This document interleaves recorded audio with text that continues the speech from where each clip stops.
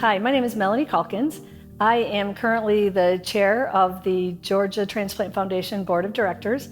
I've been involved with GTF for a little over 20 years now, and originally got involved because we did have a son who had a heart transplant in 1996. Hi, I'm Brian Calkins.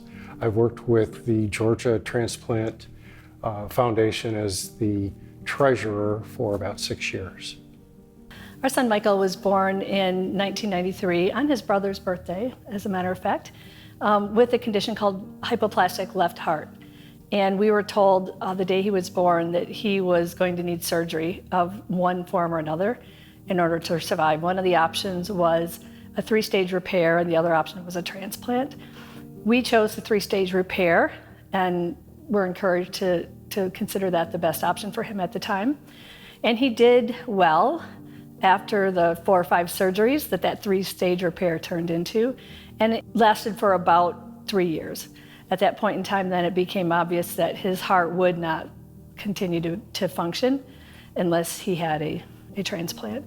And so then we made the difficult decision in the late summer of 1996 to have our son transplanted.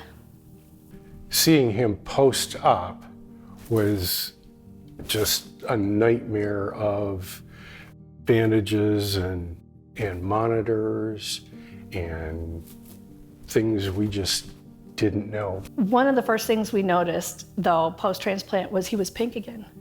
He wasn't blue, right? Our son spent most of the first 3 years of his life with a blue tinge. And in fact, at school, they called him the blueberry, very affectionately, right? But he was pink. And I was kind of marveling at the fact that we had a pink baby. We were delighted, obviously, with how well he was doing initially. I think it's a good time to bring up, though, that post-transplant, people feel better many times, but many times there are complications that we don't hear about just in general when you hear about transplantation. We talk a lot about the medications, and people know that post-transplant you're on medications for the rest of your life so that you can have a rest of your life. That's a good thing. And they're very, very, very expensive. But what we don't hear about are all the complications that often follow transplant. The lab visits, right? The regular lab visits. Remember? So we would talk to Michael about it's time to go see the doctor. And he would, in his chipper little voice, say, "Oh, are we going to see the pokey doctor?" Which was to draw blood to see how the rejection was being controlled. But so happy to go see the pokey doctor. The years after his transplant were, some of them were fabulous, and he was just another little boy who was very, very mischievous. He did suffer with many complications after his transplant. He had some very severe rejection. He was hospitalized several times with additional treatments. He had lymphoma from the anti-rejection medications. When he got very sick again, he was not eligible for another transplant. That was hard to hear, obviously, but we understood, and we know how it all works. We did finally get the staff to agree to do a repair on Michael, which was successful, but then he had sepsis, and he succumbed to sepsis on July 28th, 2005. So that's when we lost Michael. We had already started getting involved with GTF by that time, and so it became our way to honor him. Not too long after that, we established a scholarship in his memory, and that's been ongoing for many years now. I'm glad to say we've helped put many kids through college. We almost always choose a heart transplant.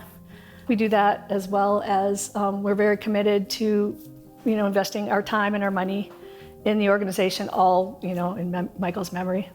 The intent of our organization is to help people thrive post-transplant. Georgia Transplant Foundation is there to make sure that people get back on their feet. It can be emergency financial assistance at different points in their life. It can be additional medical assistance. It can be a number of other programs that help them actually get back to having a full and healthy and happy life.